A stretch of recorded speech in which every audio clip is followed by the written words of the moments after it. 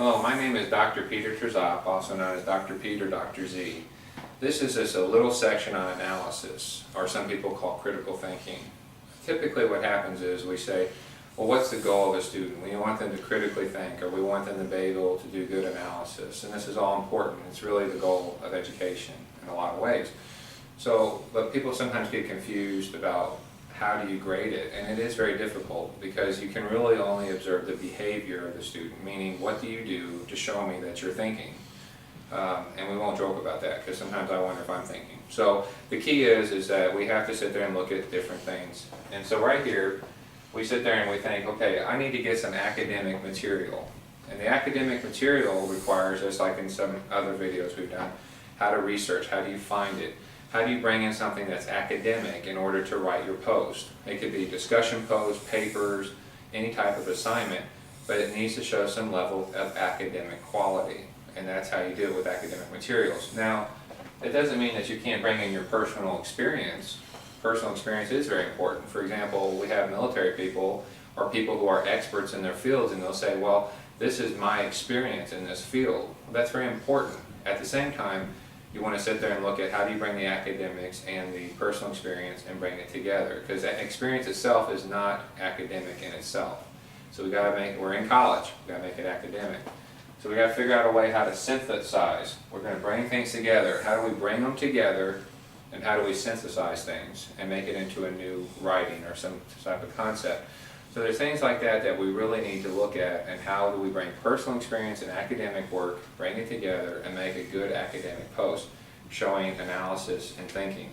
Part of that is making sure your work is turned in on time. That's timeliness. That means you're thinking about timelines and how things are done. It's not a big part of thinking, but it's just showing that you're aware that things are due at a specific point. Length. Make sure you understand what the length is. If it says it needs to be a 4-page paper, don't put a cover page in reference and say it's 2 pages in the middle, that's 4. Make sure that you truly get the good length, because length allows for more analysis, it allows for more research, and allows for more demonstration of your critical thinking. So length is very important, and making sure if it says 200 words, it's at least 200 words. And remember, those are just guidelines. If you do the basics, you're probably going to get a basic grade unless you're a really, really good writer. So always consider the 200 limits, or the 4-page.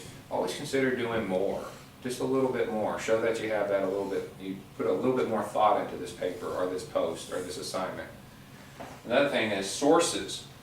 I can go out on the internet and find 20 sources for a paper and make it look like I really did a lot of research. Professors know what this is, okay? This is what we call easy researching.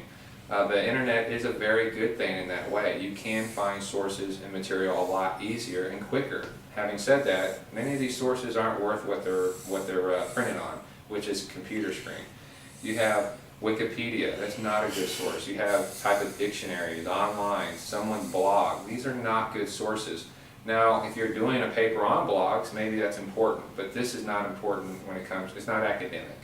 So really take a look. Look at your libraries, on-site or online. Make sure you use some, if you're going to use Google Scholar. Use things that bring in really good sources that show that you really put a lot of thought into bringing these sources forward.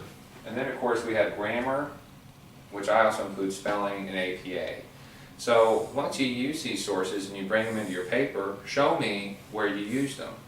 If I don't see where you used them, they really don't exist, because then I have to guess. And if I have to guess, I'll guess that they're not there.